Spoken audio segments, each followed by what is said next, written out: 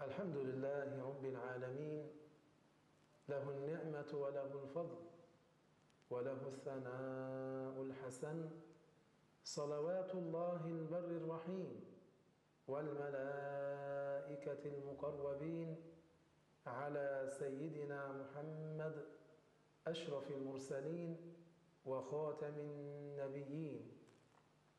La louange est à Allah, le Seigneur des mondes. À lui reviennent les nombreuses grâces qu'il nous a accordées.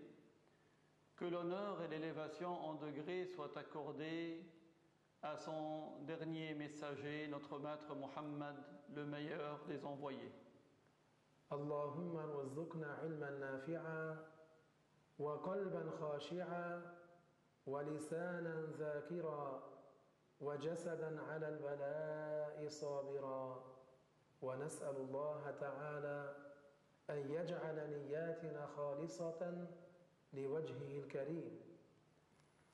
Nous demandons à Allah qu'il nous accorde un cœur empli de crainte, un corps qui patiente face aux épreuves, des langues qui évoquent beaucoup leur Seigneur.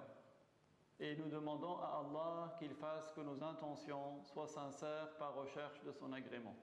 كان عثمان بن عفان رضي الله عنه إذا أتى القبور بكى حتى يبل لحيته بالدموع فقيل له في ذلك فقال رضي الله عنه فأن تنجو منها تنجو من ذي عظيمة وإلا فإني لا إخالك ناجيا.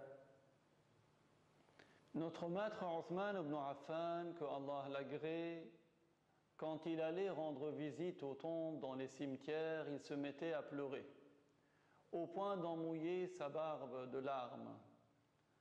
On lui a posé la question à ce sujet.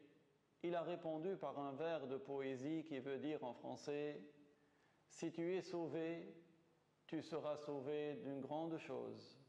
Sinon, je ne crois pas, tu seras épargné. » وذكر أن رسول الله صلى الله عليه وسلم قال القبر أول منازل الآخرة فإن نجا منه فما بعده أيسر منه وإن لم ينجو منه فما بعده أشد منه كما رواه الترمذي.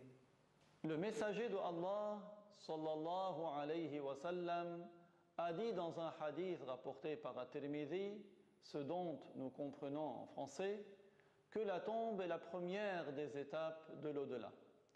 Celui qui est sauvé dans sa tombe, ce qui viendra après sera plus facile pour lui. Et celui qui n'est pas sauvé dans sa tombe, alors ce qui vient après sera plus difficile.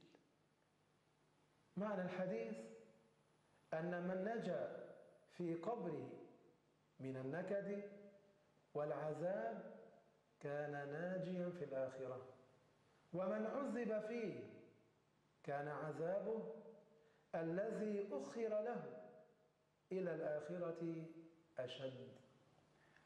La signification de ce hadith est que celui qui est sauvé dans sa tombe du supplice et du châtiment, alors il sera sauvé dans l'au-delà.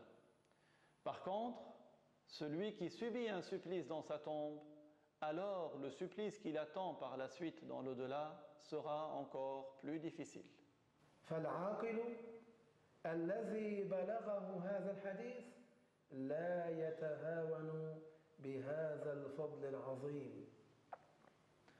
Celui qui est sensé, celui qui est raisonnable et à qui ce hadith est parvenu, il ne convient pas qu'il n'accorde pas sa juste importance à ce sujet. Wa subhanallah, walhamdulillahi rabbil alamin, wa sallallahu wa sallama ala sayyidina Muhammadin amin.